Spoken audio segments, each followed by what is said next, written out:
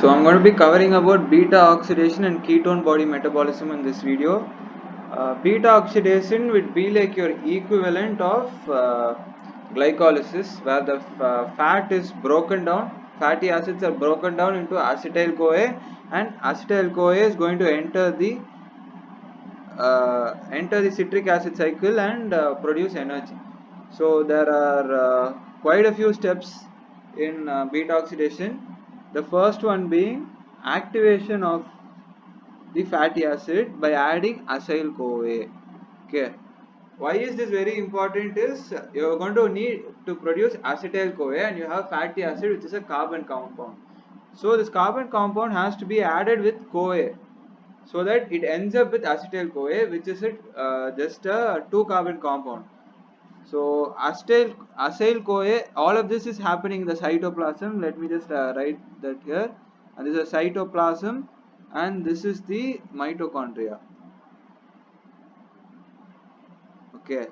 So you may ask how the acyl CoA enters the mitochondria. That happens through a special mechanism which is shown here, which is a carnitine shuttle. It has two components to it.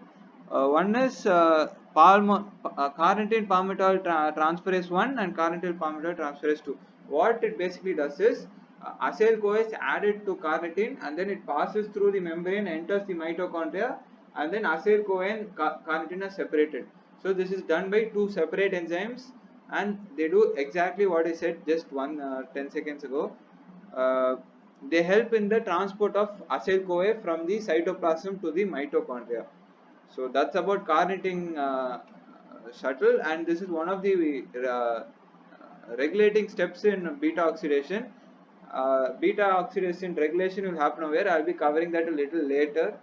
So as soon as acyl CoA enters the mitochondria, it's going to be oxidized by a dehydrogenase enzyme. Whenever a dehydrogenase is involved, either FADH or NADH is going to be involved. So FADH is being converted into FADH2 over here. So FADH2 is being formed over here. Secondly, it's going to be hydrated. Hydration is nothing but addition of water. Okay, and uh, after this, there is going to be second oxidation, which is going to yield NADH. Okay, NADH is going to be produced by this process, and it's again a dehydrogenase enzyme.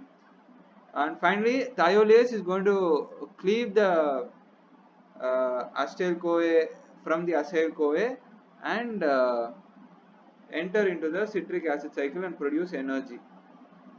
What's very important over here is beta oxidation. So they are going to be cutting at beta oxidation and you're going to add a CoA, and that's how you get acetyl CoA.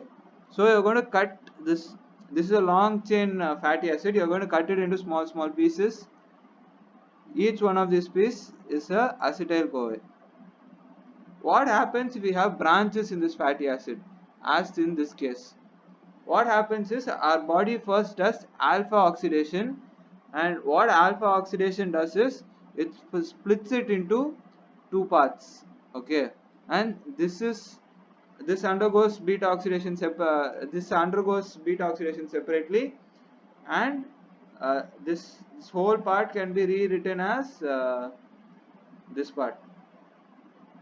Just it can be the same straight line carbon. So that is alpha oxidation. You should know a little bit about alpha oxidation.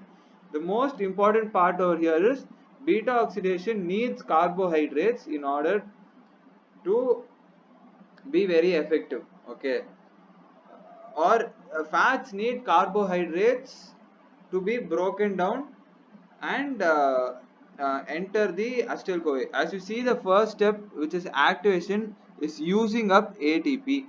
So where are you going to get this ATP from? Carbohydrate metabolism. Very important step. Okay, moving on to ketone body metabolism. uh, Continuing where I left off, fat burnt with carbohydrates, you enter acetyl CoA and there's a proper like metabolism happening, which is beta oxidation. But if you don't have carbohydrates, okay, you are going to end up with ketone body metabolism. Ketone body metabolism is going to create ketone bodies, and it's a very good indicator that to know that your body is entering the fasting state or starving state rather, and it's going to start producing lot of ketone bodies, which leads to a condition called ketosis. Ketosis is very fatal, and you may even lead to death if unnoticed. Okay, what happens during this ketosis is acetyl CoA is converted into acetoacetyl CoA, that is interchangeable by an enzyme called thiolase.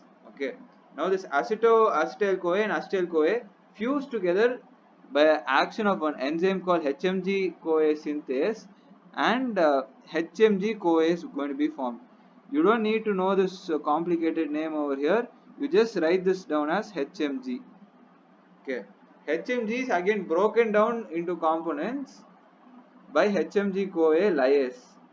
HMG CoA lyase is going to break it down into acetoacetate and beta hydroxybutyrate, which is also known as butyric acid.